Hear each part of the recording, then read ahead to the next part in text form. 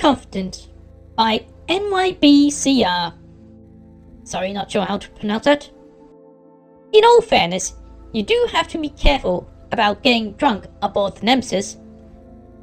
That Starscream is the only one to realize this does not promise him a happy evening. If there was any doubt of his comrade's idiocy before, it was banished now as Starscream watched the entire Decepticon fleet stumble drunkenly around the rec room. To their credit, they had done well at the raid that morning. That was why they had enough high grade to overcharge on. Starscream prided himself and his Seekers to be the primary reason for the raid's success. And for once, he wasn't far off. But that did not mean he would indulge in anything stronger than low grade. To be fair, overcharging was becoming a more appealing idea with every passing bream. Then, rather being forced witness to bear his fellow Decepticon's stupidity, he'll be a part of it. That was the idea he wasn't too fond of. There were many things he would rather keep secret, and he didn't want to risk spilling his circuitry just because he had one too many to drink. Not that anyone was likely to remember anything he would say, drunk as they were, but there was no sense in taking the risk. He had already taken that risk once. Foolish, he knew, but it was the first time in a long time they had even had the prospect of enough energon after rationing for so long, and everyone had consumed far more high grade than was recommendable. Then the Autobots had attacked them while they were down, which just went to show that getting overcharged is a pastime for idiots. So, he sat in the Nemesis rec room, trying to tune out the drunken battering around him, particularly Skywarp's rather off-key singing. Oh, I love the way you love me. There's nowhere else I'd rather be. Skywarp cooed, then promptly fell flat on his aft. The two mechs sitting on either side of him, Thundercracker and Blitzwing, laughed and pointed. Starscream turned away, grumbling to himself, as the laughter went on behind him. Slagers wouldn't laugh this much if they were sober. At least the singing stopped. Where on earth did he hear that song anyway? He wondered, glaring into his cube of energon. Last I checked, listening to human music wasn't part of a soldier's duty. As soon as the thought passed through his circuitry, Skywarp started up another song. This one concerning how he was not a girl, not yet a woman.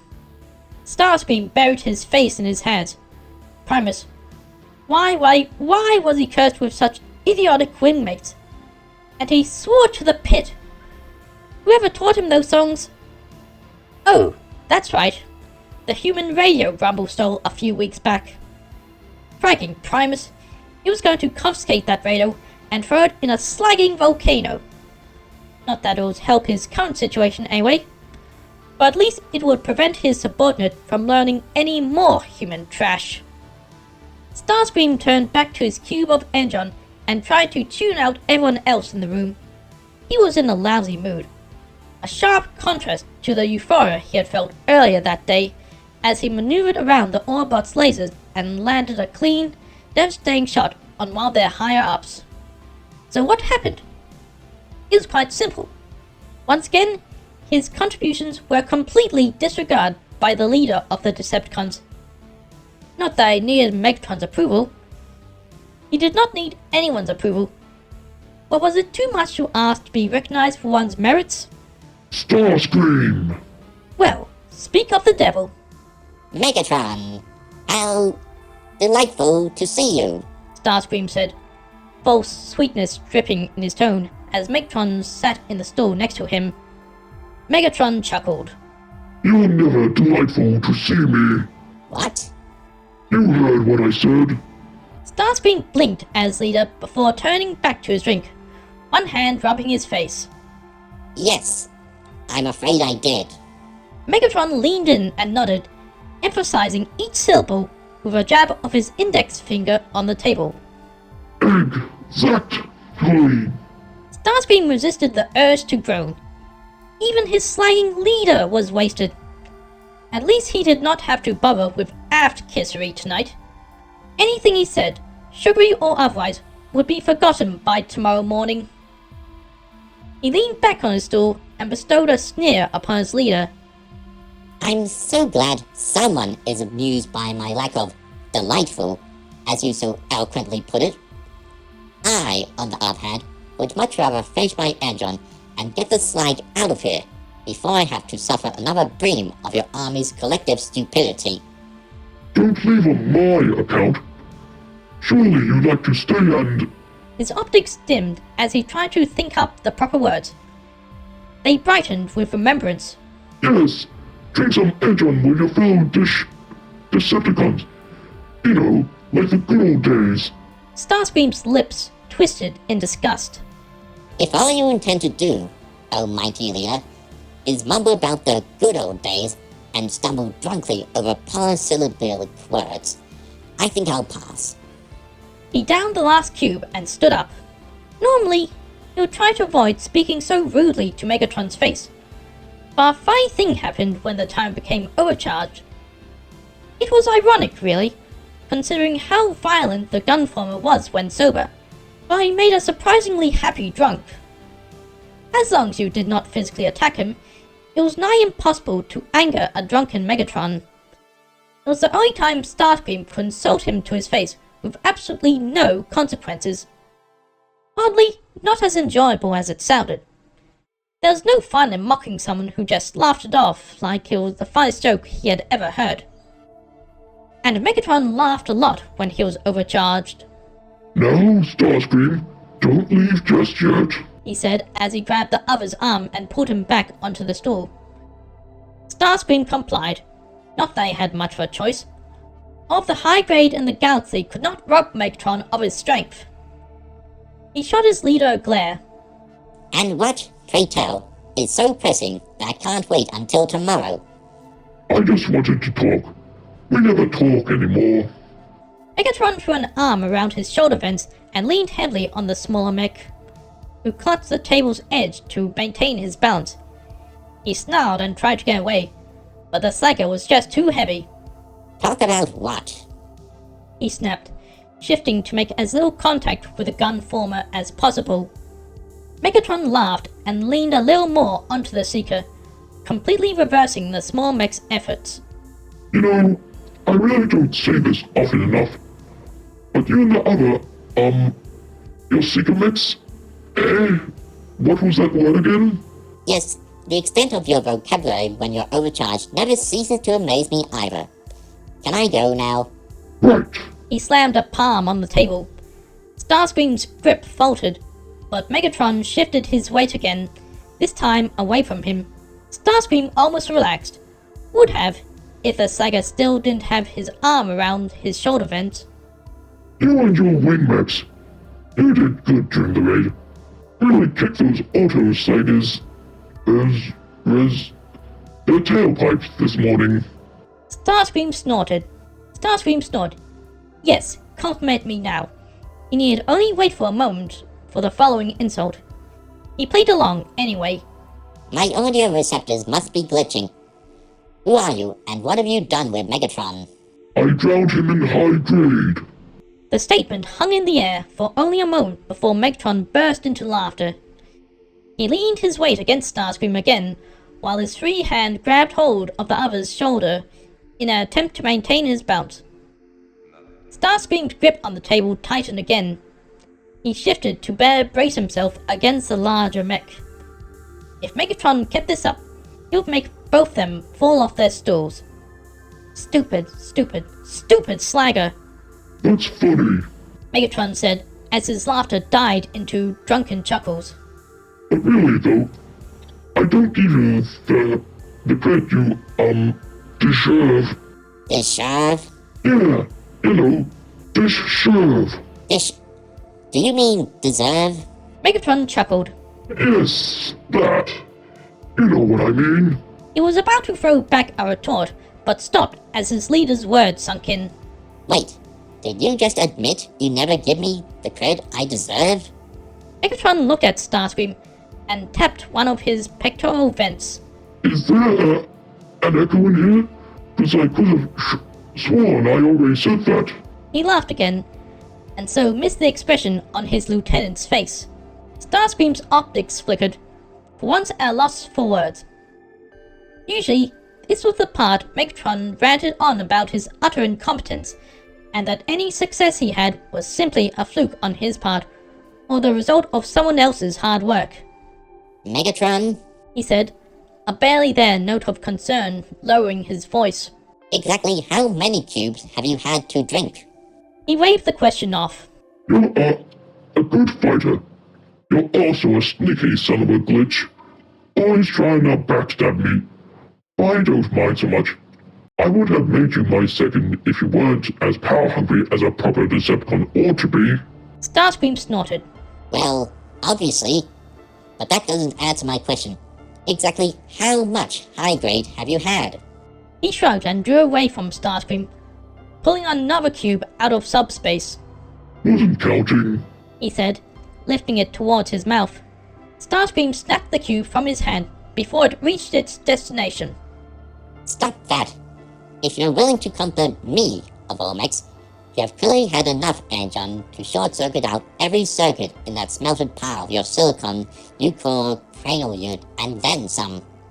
Megatron was not listening. He stared at his empty hand, a confused frown on his face. Then he realized his lieutenant had been talking and turned to look at the Seeker, and saw the energon cube in his hand. Are you gonna eat that? He said. Starscream was unable to think up a coherent reply. He had grabbed an energon cube out of his leader's fragging hands, and the Slagger didn't even realize it. Already, Starscream's logic center began working out this new development. For once, he did not have to do anything to get rid of Megatron. The mech was doing fine on his own.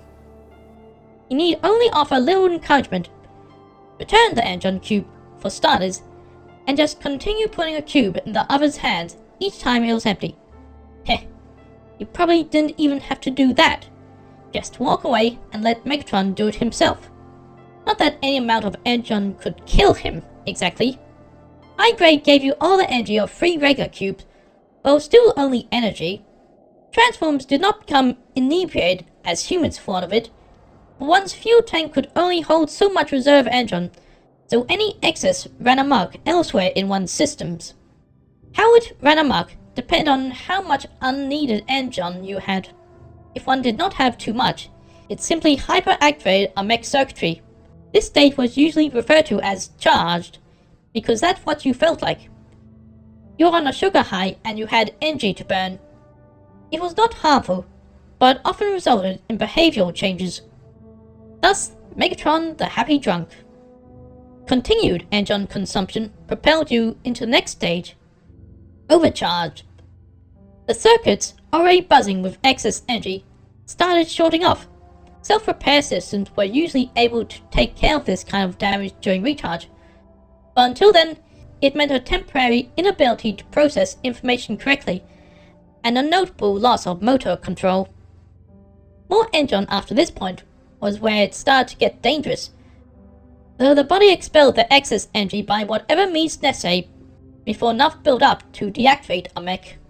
Usually, this was done by purging one's tank, but if the energy was already processed, the inhibitor circuits shut down and the body would proceed to burn off the extra energy the old-fashioned way. Fight or make love.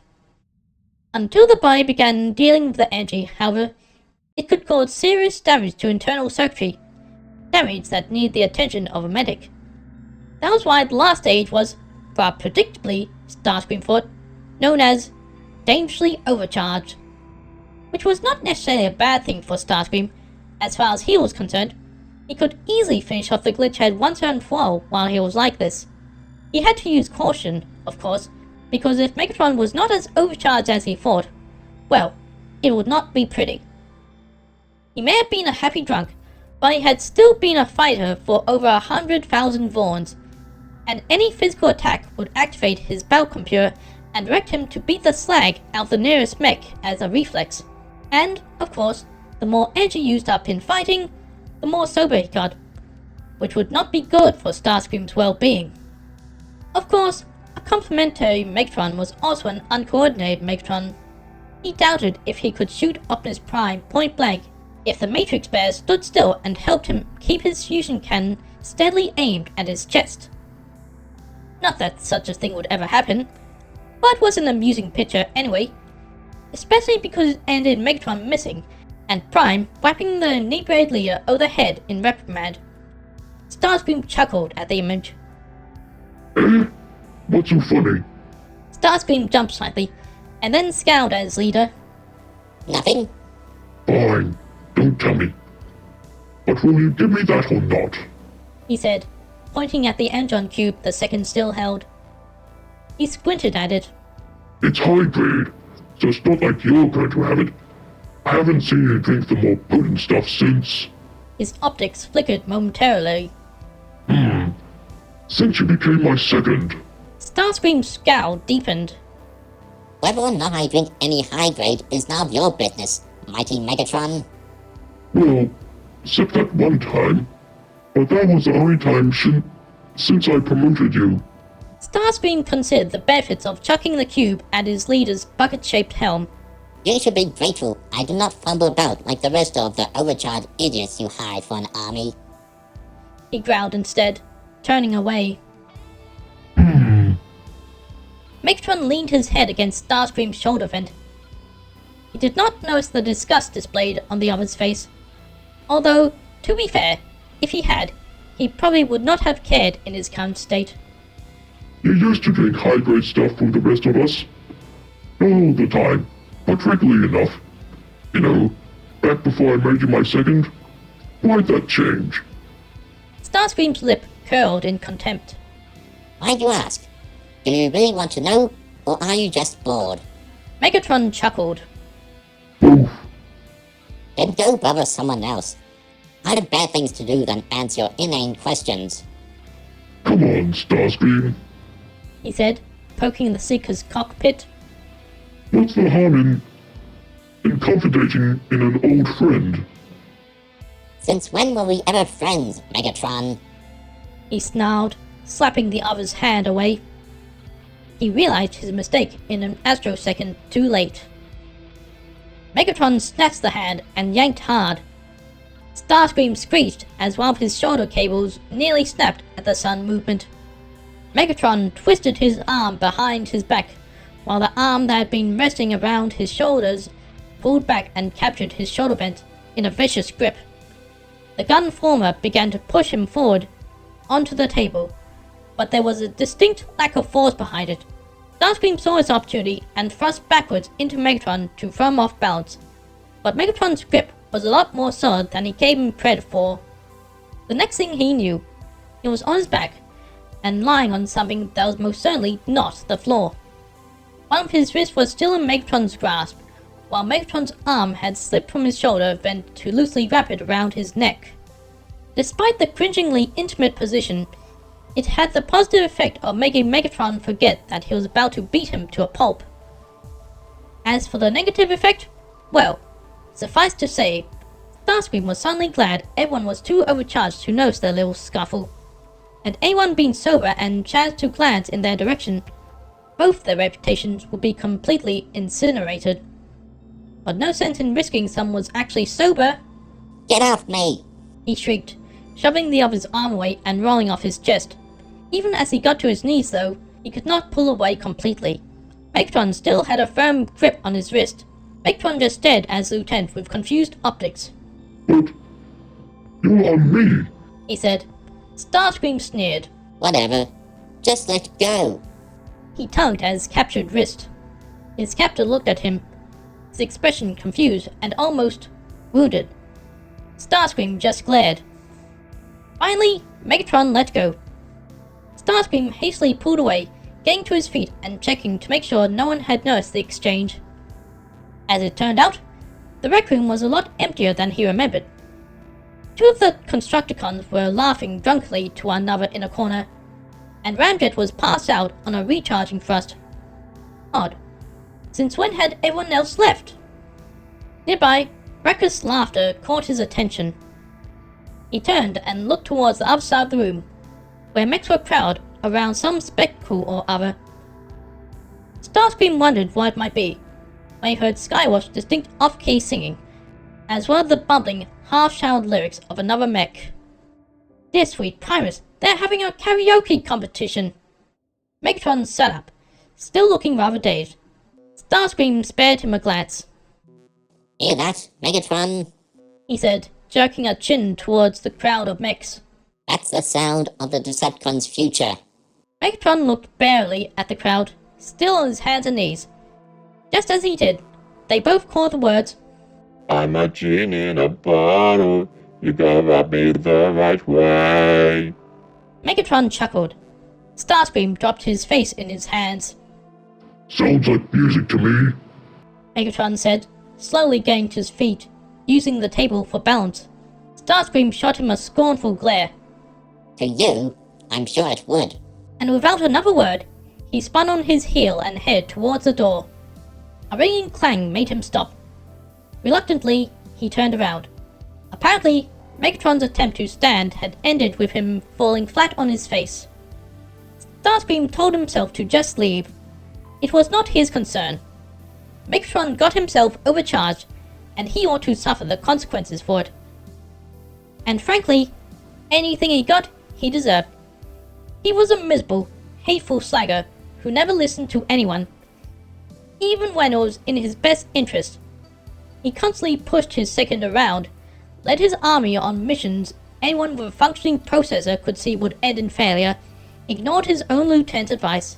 Honestly, why make him second in command if he had no intention of listening to him, and never gave him any credit, not even the slightest acknowledgement for his accomplishments, except tonight.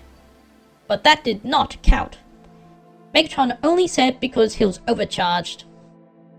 Yet even as the argument raged within his processor, he found his feet moving back towards his leader. Miserable slagger that he was, it was no fun overthrowing someone who could not even walk back to his quarters, and if he used this as blackmail later, then all the better for him. Come on, Megatron. He said as he knelt by his leader and grabbed an arm. Let's get you to your quarters. After a bream of stumbling and tugging and telling Megatron to keep the frag still, the two were finally on their way through the corridors. Megatron leaned heavily on Starscream, one arm slung around the red shoulder vents, while Starscream did his best not to buckle beneath the other's weight. One blue hand slipped around a silver waist. It wasn't too bad, really, as long as he kept their momentum going. Starscream could support the larger mech without falling over. You know, you never answered my question. Starscream almost paused. A good thing he did not, as it surely would have sent them both to the floor. But it was a surprising question. Was Megatron still on about that? Finally, he settled on an answer. Because I see little logic in depending on my subordinates to drive me to my quarters if I get too overcharged to see straight. Megatron laughed and tapped Starscream's cockpit. So says the subordinate dragging his leader to his quarters. He laughed harder, leaning more of his weight on the smaller mech. Too much. Starscream stumbled, his feet tripping sideways under the weight, trying to find balance. He ended up slamming against the corridor wall. Megatron still pressed against his side. He glared up at the bigger mech. There had to be a better way to do this. Can't you at least try to stand on your own 2 feet? Megatron chuckled. I am standing on my own 2 feet. Starscream growled. I meant... Oh, never mind. Let's just get moving again. He tried to push off the corridor wall, hoping it would give him the momentum he needed to carry Megatron the rest of the way back to his quarters. But Megatron, unprepared for sudden movement, tried to pull back. The conflict of forces sent both of them off balance, and for the second time in the same cycle, Starscream found himself on the floor with his drunken leader. Only this time, he was on the bottom. His lips pulled back in a snarl. Megatron! Megatron looked down at him, then up and around, and then back at his lieutenant, and he just stared. Starscream squirmed, uncomfortable with the drunken mech's sudden scrutiny. He tried his best to glare. What? The bigger mech simply cracked a grin. You're falling down an awful lot today. Are you sure you're not overcharged?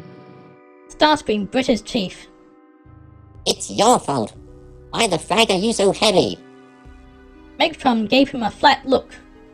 Well, Starscream, not everyone can be a lightweight like you. Then he started laughing. Starscream was just about fed up with this. What? What is it now? What is it that you find so utterly hilarious? He tapped the Seeker's cockpit, still chuckling. Albert, that's it. You don't drink hydrate because you're such a lightweight. You're scared someone will try to knock you off. Starscream sputtered and started shoving at the Warlord's chest. That is the most completely, utterly ridiculous thing you have said yet. Now get the frag off of me. Megatron looked down at his lieutenant, and Starscream froze mid-shove, a creeping chill down his spine at the sudden stillness in those red optics. Megatron leaned in, his entire manner dead serious. Not until He said, enunciating clearly. you tell me. Starscream barely dared to move. Tell you? He could not be bothered to think up a better response. His processor was too busy trying to figure out what was going on. Megatron was still overcharged, wasn't he? Surely their little spat from before had not been enough to burn away the mech's excess energy. But how else would he suddenly lose the slur that had been plaguing his vocalizer all night? And what happened to Megatron the happy drunk? But then the corner of the Overlord's lips twitched, and he collapsed against Starscream in helpless laughter, as if he had just told the funniest joke in Cybertronian history. Starscream grunted at the sun weight, but even as he scrambled at his leader's chest and growled for him to get the frag off, an intense relief washed through him. Of course Megatron was overcharged.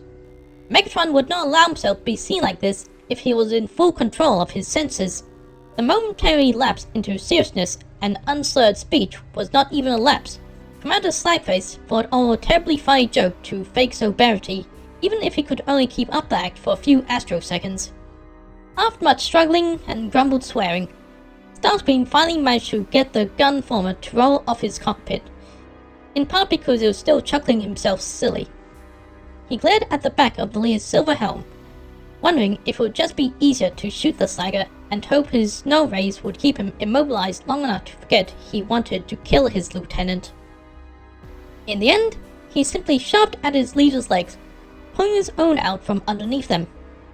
If you absolutely must know, my liege, Starscream growled. I do have my reasons for laying off the high grade. Megatron's laughter had died down enough by now that he looked at his lieutenant, curious. Oh, you're telling me now, after all that dodging? Starscream snored and sat up, leaning back against the wall. I'm getting somewhat bored of hearing the exact same questions spewed out of your vocalizer over and over. We both know how persistent you can be. Megatron smirked. This coming from a mech who tries to terminate me on a regular basis. A corner of the Seeker's lips twitched. I suppose. Not that matters, of course. I hardly think you'll be able to remember anything I've said come tomorrow. Besides, I doubt you'd even be able to recall who dragged you away from the rec room. I've already forgotten. Wasn't it Dragstrip or someone? Starscream's optics snapped towards his leader, but he just couldn't hold the glare when he saw Megatron lying flat on his back, fingers laced and set neatly on his chest, neck half twisted to turn his face towards his lieutenant. Starscream wasn't sure if he should cringe or laugh out loud. He opted instead to move his gaze down the corridor, deciding it was the safest choice, and turned the words over in his processor. He shrugged.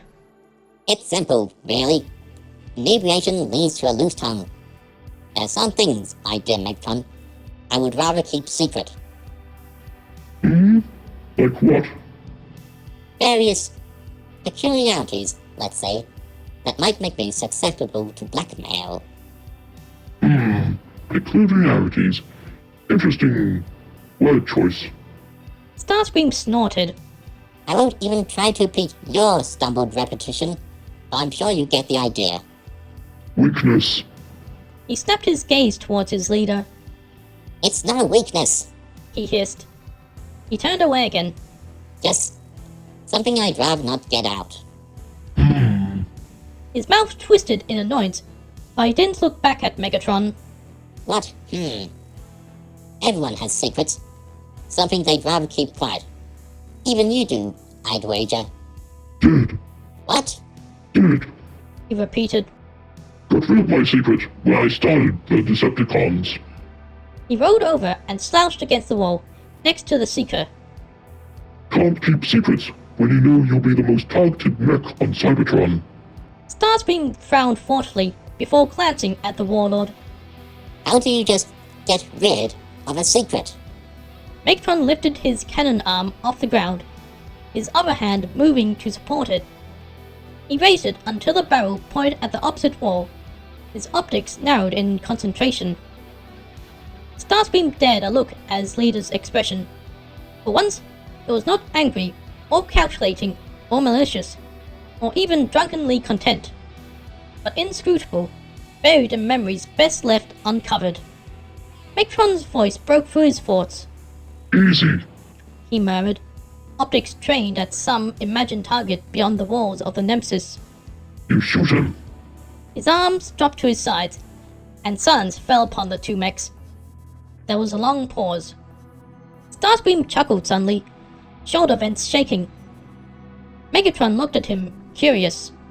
Easy for you to say with that cannon of yours. He smirked at his leader, holding up his null rays by way of explanation. I shoot my secrets, and it's only a matter of time before they recover from the paralysis. Megatron chuckled too, and before long he was doubled over in laughter, which Starscream figured was just as well, because he certainly didn't have his leader getting sober now. Come on, Megatron. He said, wrapping one of the Warlord's arms around his shoulder vents.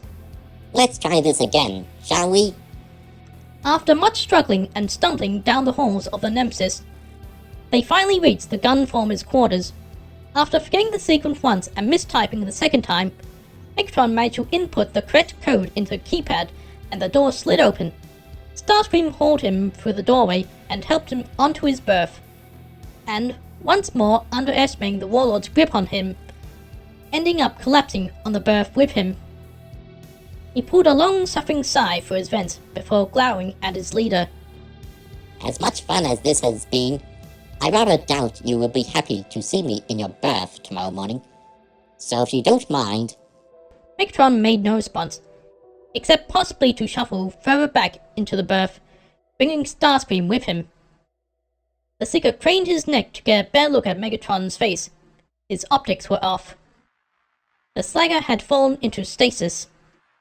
He tugged experimentally at one arm and found, to his relief, that the gunformer was not gripping him, at least. He pulled himself out of the embrace and managed to make it to the door without incident, but something compelled him to linger. He glanced back at Megatron to find him still cupping the space where the Seeker had been, as if accustomed to holding someone as he slept. For what it's worth, Megatron, He murmured. you are perhaps stronger than me. In this one respect, at least. He hesitated a moment longer, as if about to say something more. Instead, he shook his head and walked away, the door sliding shut behind him. Thank you for watching. This has been a reading of Incompetent by NYBCR, or NYBCR, I'm still not sure how to read that, on fanfiction.net. And once again, the background music for this video comes from Embryonics album Terra Navigation Protocol. Links to both those will be provided in the description.